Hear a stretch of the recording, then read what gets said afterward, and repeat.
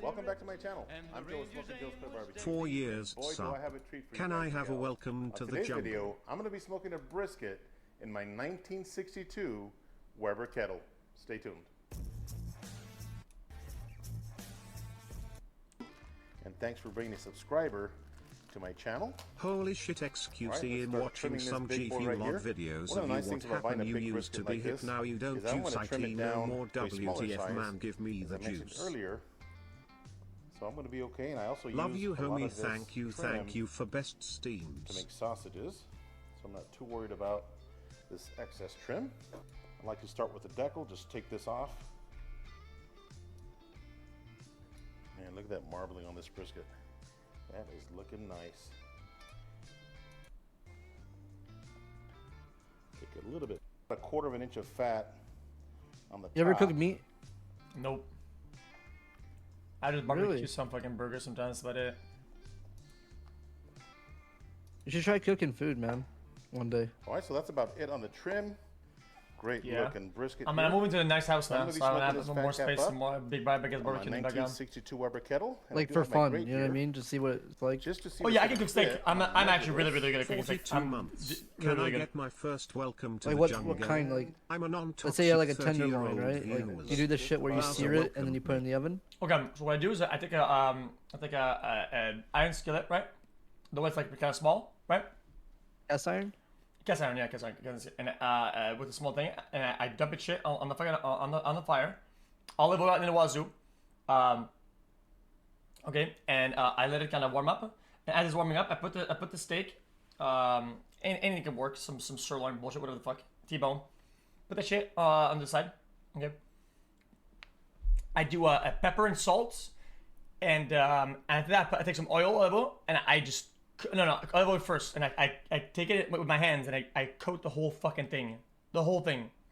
Right? But you coat it with oil. The whole thing. Yeah, the whole thing is coated. And then... Do you put the sauces on top before that or no? No sauces. No sauces. So then... Like, no spices, I mean. No. After it's oiled, then I put salt and pepper. So I'll put a salt. I think you want to put...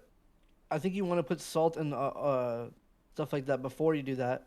That way the salt goes into the skin. No. You know what I'm saying? Oil first, 100%. And then, no, oil first, 100%. 100% oil first. And then, salt and pepper. I mean, Chad's wrong. Okay, so you either listen to like your recipe or you shut the fuck up. Okay. So then after it's fucking salt everywhere. And pepper. I'm right. I know I'm right. Chad's just being like, oh my god, it's actually talking. So I'm gonna say different ways. No. There's different ways to do it. Okay. I see where they're coming from. Okay. There's different ways to do it. I literally watched fucking massive documentaries and fucking videos about how to cook this shit. Okay. I've learned it from the best. Okay. And then I fucking salt, pepper on it. Okay. Fucking. And then you flip it, and then what you do is that you roll it. So you roll the whole steak onto the excess salt and pepper, so you have it on the sides, right? And you flip it over, and then you finish it up. So then, after that, I take my garlic. I go bang bang the stem, bang, boom out of it. Okay, and then I go to the skillet. Now it has to be piping hot. Okay, so it cannot be. The skillet has to be literally piping hot. Okay, then. You dump it in, you hear it, okay, boom. And then you dump a fucking massive chunk of butter in there, okay? It's not too massive, kind of massive though, decent and massive. And then you put the garlic and you fucking slam that shit in there, boom. The boom, boom, boom, boom, boom, boom, boom. Okay? And then, I'll explain the back, so we have content in the back, okay? And then, what you do is that you tilt the pan forward, okay? And you let the steak. And then you kind of bait it, boom, boom. Yeah, with like a spoon, right? Yeah. 5 minutes at most, and then flip it the other side, do the same thing, and you can keep putting the fucking the garlic back on top, right? You can put it around it, so it's well covered, and you go boom, bang, bang, bang, bang, bang. Keep doing that. After that, it's done. Oven, fucking, it doesn't matter, dude, fucking like 400, something like that. Don't actually in there for a couple minutes. okay, after done, and all the bullshit at the bottom is like, it's inhibiting it. It's in. Take that shit out, boom, and then you cut it, bang, and then it goes massive. Yeah, I want to see you cook a steak, dude. It'd be sick. The surface of the brisket is nice and moist. I want to see you cook a steak and cut it Without up. a binder. Yeah, I've served that steak that I've done to people before, and they've loved it. I serve it to got good pretty people, good to luck. people that know about cooking, Mustard. and they said it's good, it's well cooked. I'm actually a god steak master. All right, let's apply our seasoning. Some of our SPG. Host your own master chef. Let's go. Yeah. Pat your rub down. And don't forget your edges. Did this guy put some mustard? All right, Get let's that season up the goddamn fat cap mustard side. off there. Oh, too much dog on Trimming Papa. this and seasoning this the night before. Tomorrow morning, I'm going to show you guys my 1962 Weber kettle that I have been wanting to smoke on for over a year. Rosemary or thyme? I haven't cleaned Only if you have it. If you have it, you can put it in. You gotta be really careful though. You gotta be very, very careful not to overly herb your steak. If it's overly herbed, you'll taste it when you do it, and it'll taste like bison or some shit. It's nah. So tomorrow morning I'm going to wash it, put a brand new grate on it, and go to town. All right, this brisket is looking proper. We will see you guys tomorrow morning. All right, so it's the very next morning, and here's my 1962 Weber kettle. This is exactly how I found it. This was actually sitting in a pile of scrap metal, about to go to the scrap yard, and I actually Whatever the fuck saved this it. guy's making, it looks I ran so into this dank. older man Too and said, dank. hey, what are you Yeah. going to do with that grill? He said, we're fixing to take it to the junk I'm pile. done. And I asked him if I can. So this is going to the trash. Use nice flavor on this brisket.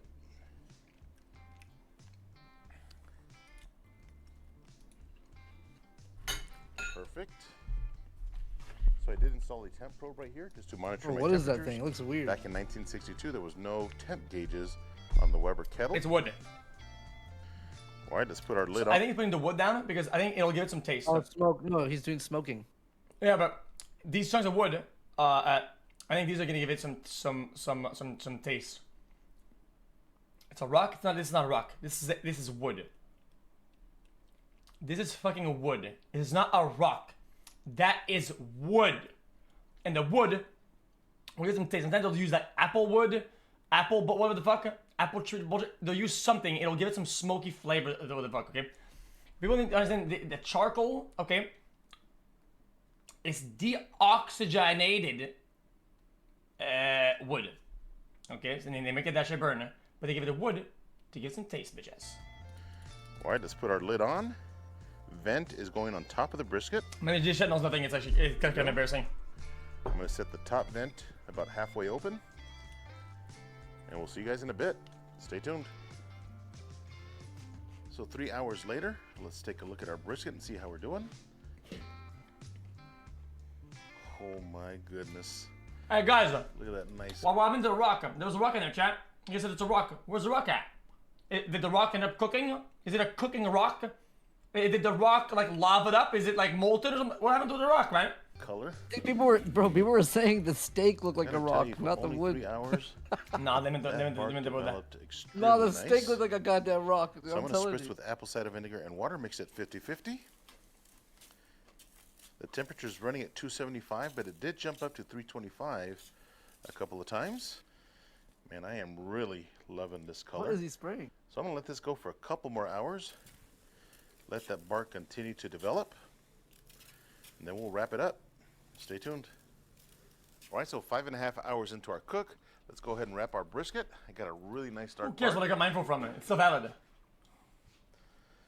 What? Check that bark out. That's 5.5 hours using mesquite chunks right there. That bark, just fold it. Just in case you guys are wondering, the internal temperature of the brisket is 165 degrees. Stay tuned. All right, so we are 10 hours into our cook. Let's take a look at our brisket, get the internal temperature and see what we're sitting at. Fucking got a meteor. Now I have added a couple handfuls of charcoal before I wrapped it and after I wrapped it, and it is still rocking about 275 to 300. So let's check the internal temperature here. Ooh, that feels tender.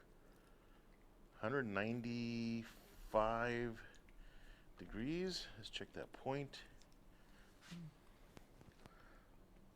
All right, the point is not quite as tender.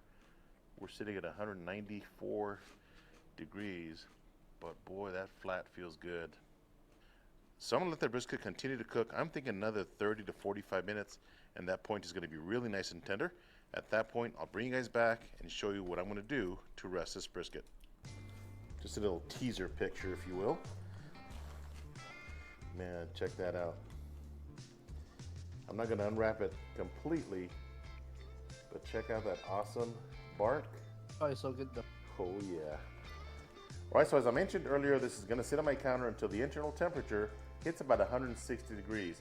At that point, I'm gonna wrap it back up, pop this back inside my PK100 smoker, where it's gonna rest for 12 I hate hours or waiting. so at 150 After you cook steak, you degrees. have to wait 10 minutes I'll bring you guys apparently. back I at hate that that shit. Yeah, All I right, mean, so the brisket has been you resting have to for let it 13 settle. hours.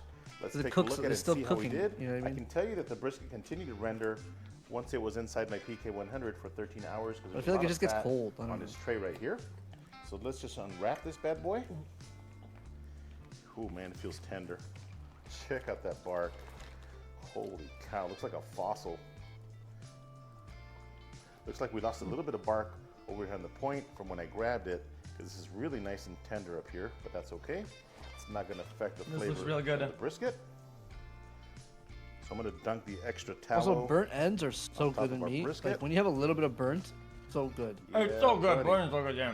Yeah, like on chicken when you have little burnt All right, ends. let's slice Oh, into our Weber Kettle Fire. brisket Fire. and see how we did. I'm gonna go right down the middle, but check this out, man.